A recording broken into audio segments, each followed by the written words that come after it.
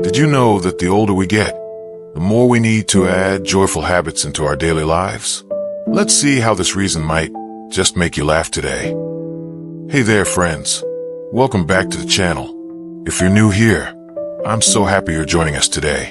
Today's video is all about a topic that's often talked about, but not always discussed in the most fun or open way. Living alone as an older person.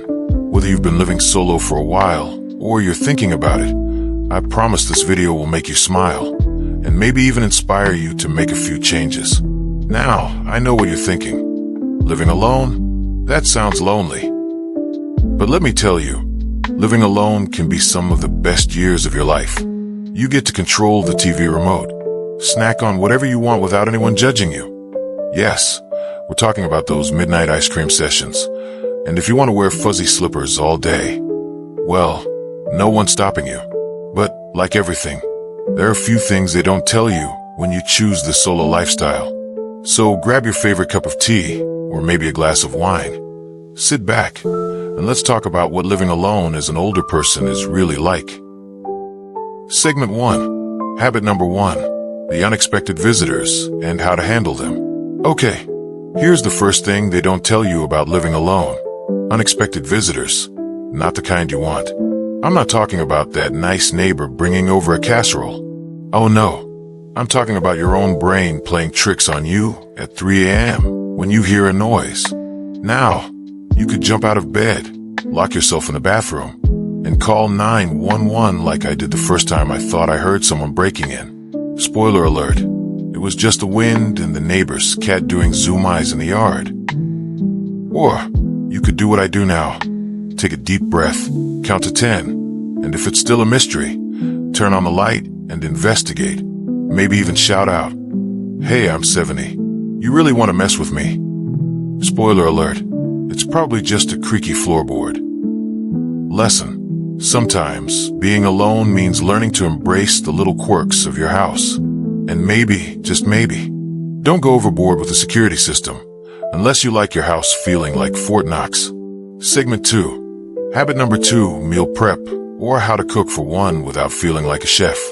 You know what I've learned about living alone. Cooking for one is tricky.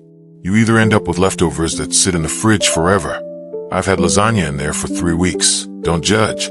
Or you cook the same thing every night, because it's easier. Here's a little tip I picked up from my friend, Helen.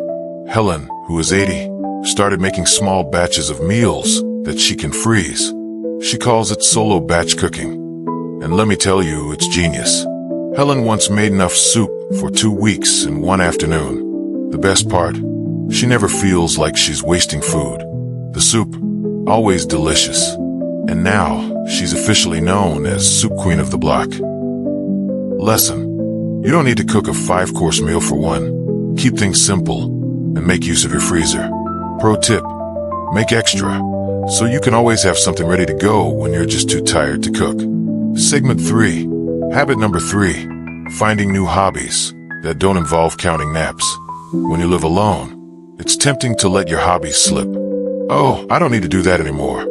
You might say, I've been knitting the same scarf for 3 years. I'm looking at you, Bill, who's still working on the scarf for his grandkid that was supposed to be ready by Christmas 2 years ago. But here's the thing. Taking up new hobbies is essential. My neighbor, Marge, took up painting when she turned 70. I was skeptical at first.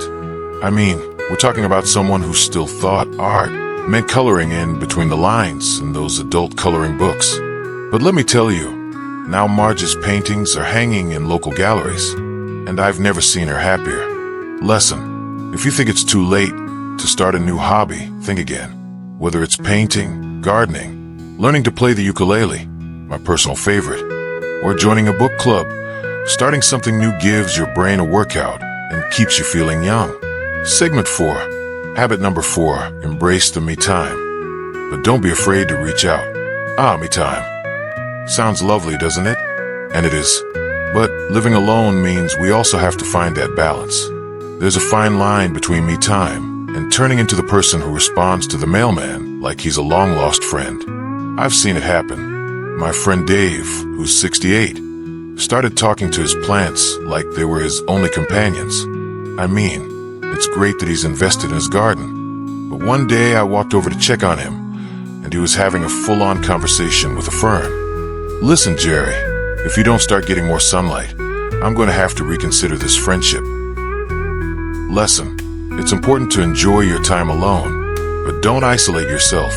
Call up a friend, join a virtual chat, or make a date for coffee every now and then. You can never have too many conversations, even if it's with your neighbor's cat.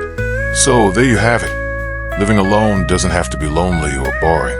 It's all about finding joy in the little things, whether it's laughing at the creaky noises in your house, discovering the joys of batch cooking, picking up a new hobby, or simply remembering to check in with a friend now and then. Are you ready to take on this solo adventure? If not, at least start by laughing a lot every day, because that's the best facial workout you can get.